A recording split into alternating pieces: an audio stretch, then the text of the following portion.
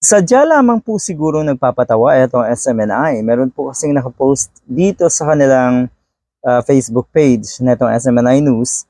At ito yon. Naku, tinignan ko po itong pictures ng mga nagpuprotesta at nagpapakita daw ng suporta dito sa dalawang SMNI host na si Ka Eric, yung kalbo, at si Badoy.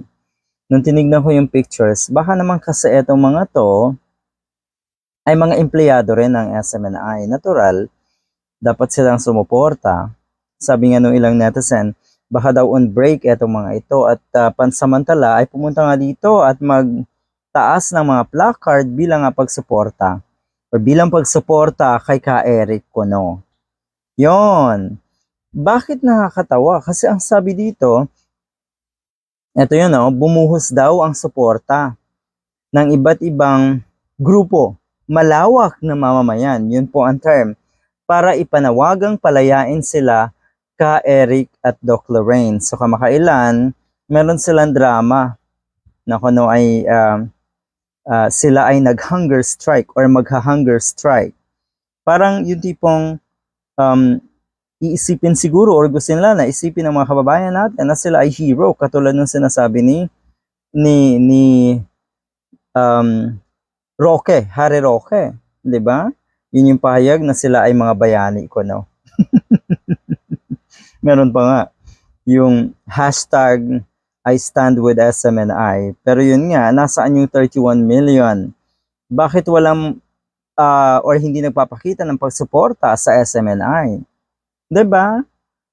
Pauso kayo pero wala rin naman pala Yun nga, wala pong malawakang panawagan. Ito po sadya or sa tingin ko ay mga empleyado rin ng SMNI at kailangan lang nilang gawin.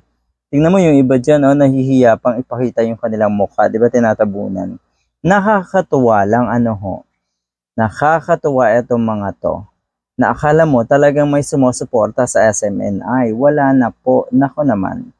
Siguro, kahit papano naandyan pa rin yung mga bayarang trolls. Yung mga nagkukomento sa mga post ng SMNI, karamihan dyan ay mga trolls, yung mga nagpapakita ng suporta. So sila rin. Okay? Eto, meron pang isang survey dito. Now that SMNI has finally come to the attention of the authorities, the hashtag yes to SMNI shutdown quickly established end of last week. Alright. SMNI then tried to launch a campaign to counter with the hashtag stand or I stand with SMNI. Pero yun nga, wala pong nangyari. Yung hashtag na yes to SMNI shutdown, abay napakalayo na po nang narating ng campaign na yan. Pero yung isa ay wala. People stood up.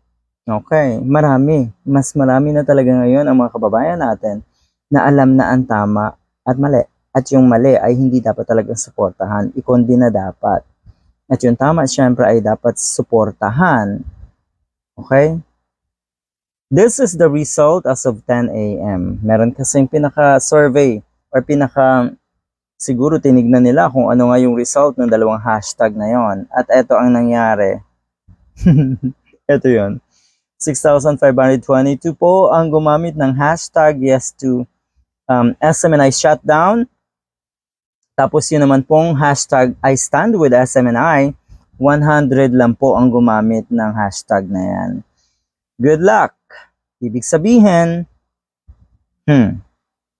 hindi umuobra yung mga pahayag ni Roque, yung mga personalidad na sumusuporta sa SMNI. Ibig lang sabihin yan, wala kayong totoong supporters. Okay? Wala po talaga at posibleng ang sumusuporta nga sa inyo ay mga mangmang, nagmamaang-maangan, nagpapauto, at minsan, o kadalasan sabihin na natin ay mga trolls. Kaya good luck.